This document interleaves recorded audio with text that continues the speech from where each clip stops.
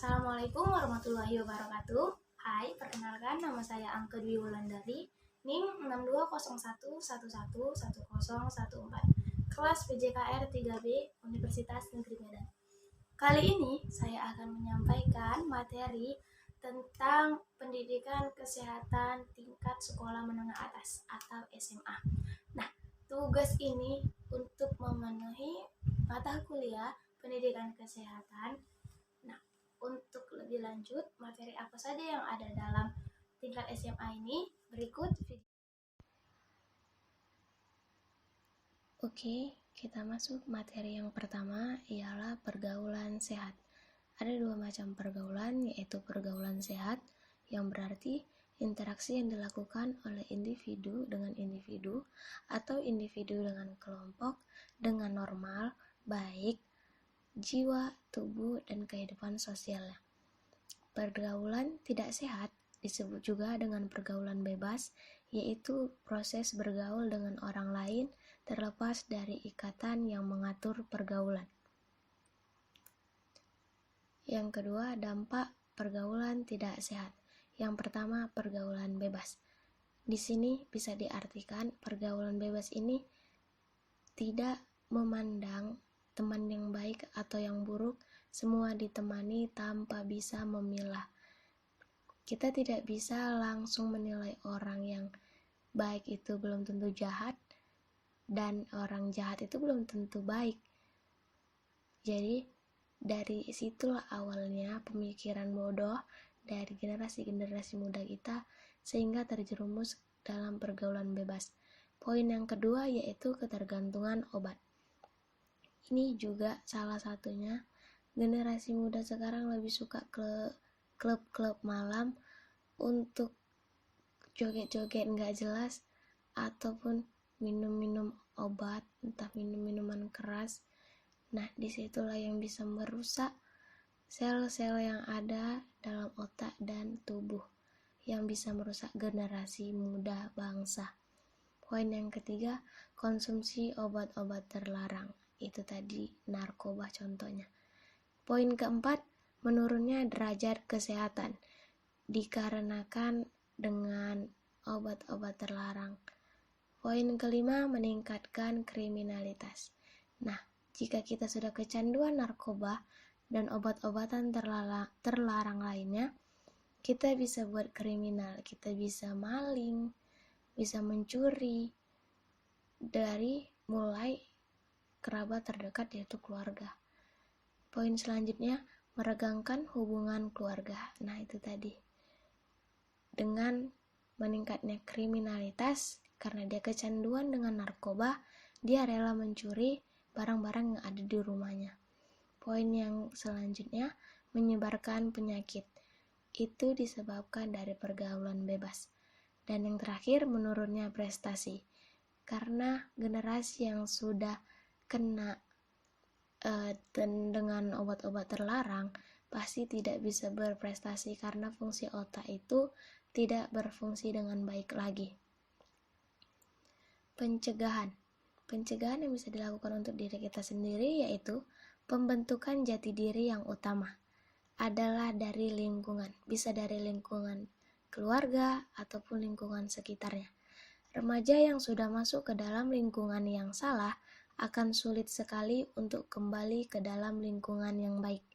Untuk itu, peran orang tua dan lingkungan terdekat sangat diperlukan dalam menciptakan remaja yang baik.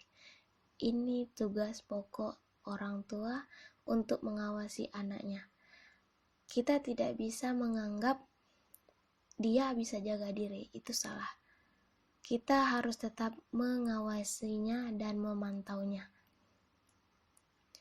Materi yang kedua yaitu seks bebas. Seks bebas adalah hubungan seksual yang dilakukan di luar ikatan pernikahan, baik suka sama suka atau dalam dunia prostitusi. Seks bebas sangat tidak layak dilakukan mengingat resiko yang sangat besar. Pada remaja biasanya akan mengalami kehamilan di luar nikah yang memicu terjadinya aborsi. Selain itu, tentu saja para pelaku seks bebas sangat beresiko terinfeksi virus HIV yang menyebabkan AIDS ataupun penyakit menular seksual lainnya. Nah, ini tadi peran orang tua sangat penting bagi anak.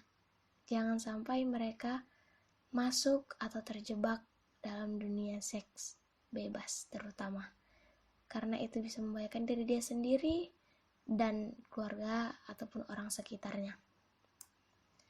Dampak dari seks bebas pada diri sendiri menciptakan kenangan buruk, mengakibatkan kehamilan, aborsi, penyebaran penyakit, menghancurkan masa depan, dan berdampak pada psikologis.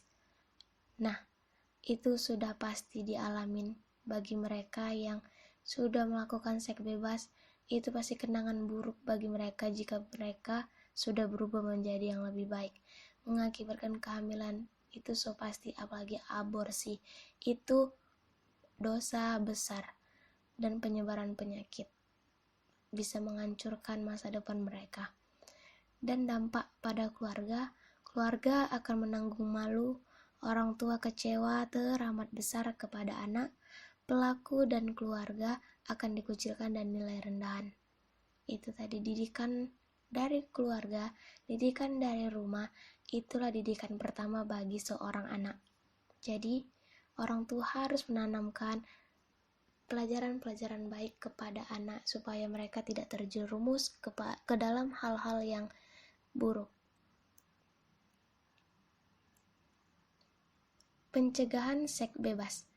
Pencegahan untuk diri sendiri, tingkatkan keimanan dan dekatkan diri kepada Tuhan, jauhi narkotika dan pergaulan negatif, tumbuhkan norma dan nilai-nilai sosial, selektif terhadap teman sebaya, hati-hati mengikuti perkembangan teknologi, dan tidak berpacaran. Dan pencegahan untuk keluarga, memberikan tauladan dalam beribadah, mengerti tentang permasalahan seks, seorang ayah mengarahkan anak laki-laki dan seorang ibu mengarahkan anak perempuan.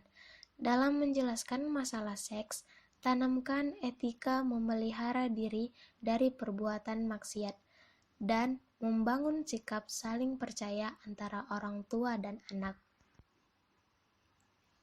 Selanjutnya, memahami terkait sexually transmitted disease atau STSD, AIDS dan kehamilan.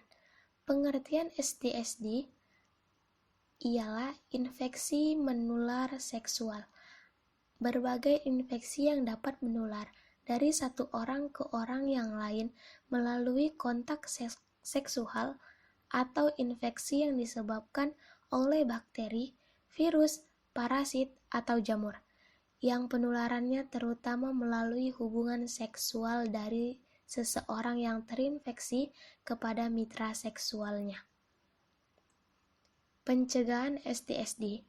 Yang pertama, mencegah masuknya transfusi darah tambahan yang belum diperiksa kebersihannya dari penderita infeksi menular seks ke dalam tubuh kita. Poin kedua, mencegah pemakaian alat-alat tembus kulit yang tidak suci hama atau tidak steril, misalnya jarum suntik, alat tato, alat tindik, dan sejenisnya yang bekas dipakai orang lain.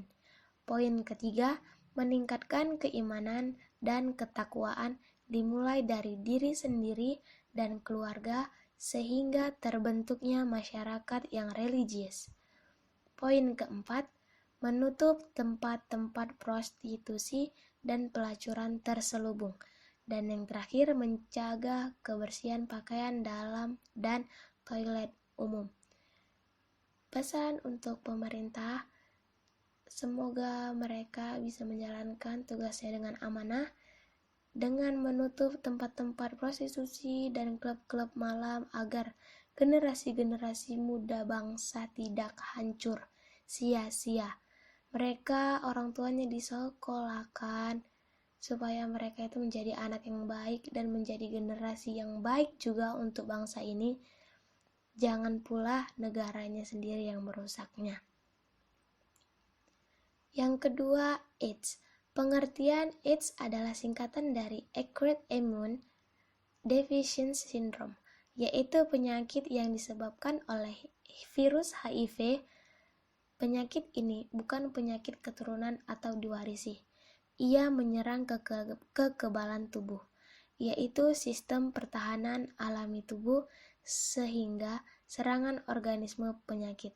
Penyakit ini mengakibatkan berkurangnya kemampuan tubuh dalam memerangi infeksi.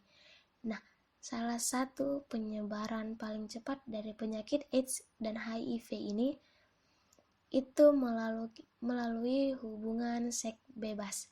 Jadi, jangan sampai kalian terjerumus ke dalam hal-hal seperti ini, karena itu bisa menghancurkan diri kalian sendiri. Pencegahan penyakit HIV atau AIDS. Poin pertama, pencegahan penularan melalui hubungan seksual. Jangan melakukan hubungan seksual kepada lawan jenis yang kalian tidak tahu dia sudah melakukan hal seperti itu atau tidak. Nah, dari situ juga bisa dia menularkan penyakit tersebut. Poin kedua, pencegahan penularan melalui darah. Poin ketiga, pencegahan penularan dari ibu kepada anak. Dan poin keempat, pengobatan penyakit AIDS yaitu AZT, B, DDI, CDDC. Dan yang terakhir yaitu kehamilan. Pengertian kehamilan. Pengertian ilmiah dari kehamilan adalah masa di mana wanita membawa embrio dalam tubuhnya yang diawali dengan keluarnya sel telur yang matang pada saluran telur yang kemudian bertemu dengan sperma dan keduanya menyatu membentuk sel yang akan tumbuh dan membuat terjadinya proses konsepsi dan fertilisasi sampai lahirnya janin. Kehamilan yang sehat ada 8 tanda kehamilan yang sehat, yaitu poin pertama, kehamilan yang sah dilakukan setelah pernikahan. Poin kedua yaitu tekanan darah dan kadar gula darah normal. Jadi ibu yang sehat melahirkan bayi yang sehat. Poin ketiga, kondisi rahim dan plasenta. Poin keempat, pertumbuhan janin. Ini bergantung kepada ibu bagaimana dia melakukan olahraga selama mengandung, menjaga kesehatannya untuk kesehatan janinnya juga. Poin kelima, berat badan. Poin keenam, kadar hormon. Poin ketujuh, pertumbuhan perut. Dan yang terakhir, gerakan janin sampai dia lahir. Nah, kesimpulan yang bisa diambil dari materi pendidikan kesehatan sekolah menengah pertama ini untuk kalian anak-anak muda, kakak-kakak, abang-abang SMA, jangan sampai kalian terjerumus hal-hal seperti itu. Jika kalian penasaran, tahan dulu. Jangan sampai kalian melakukan hal-hal yang tidak kalian inginkan. Jangan sampai kalian memakai narkoba untuk yang laki-laki dan kalian menyewa kita bilang wanita-wanita malam. Jangan sampai. Kalau kalian ingin melakukan hal seperti itu, kalian harus ingat ibu kalian. Karena dia juga wanita. Bagaimana jika kalian yang laki-laki melakukan itu juga kepada wanita? Kalian sama saja memperlakukan ibu kalian seperti itu. Dan untuk yang perempuan, kalian martabatnya itu tinggi. Jangan sampai kalian terpengaruh sama hal-hal seperti itu, mahkota kalian jatuh. Dan itu bisa menjatuhkan juga martabat kalian. Jangan sampai merusak martabat kalian. Jual mahal sama laki-laki yang gak modal. Oke, kita bisa, kita pasti bisa. Kita generasi muda, kita harus bisa tahu mana yang buruk, mana yang baik, agar kita juga bisa menciptakan dan melahirkan generasi-generasi yang baik dan berprestasi.